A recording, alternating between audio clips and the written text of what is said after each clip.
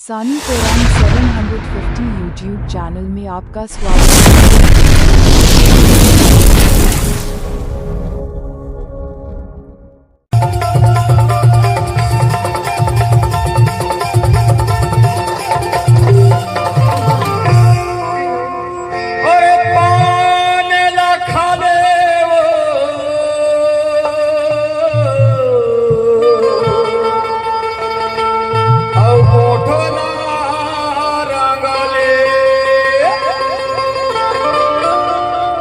अभी है तोर चढ़ती जवानी,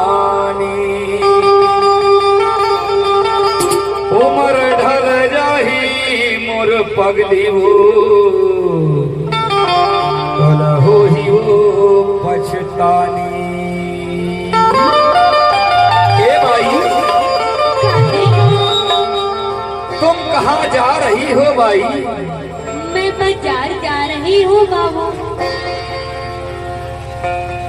तुम बहुत अच्छी लगती हो भाई। आप गाना गाते हो बाबू? मैं गाना भी गाता हूँ, खाना भी खाता हूँ, और कभी दारू भी पीता हूँ भाई, और कभी पोस्ता भी पीता हूँ भाई, और कभी भालू भी नचाता हूँ भाई, और कभी तुमको भी नचाता हूँ भाई।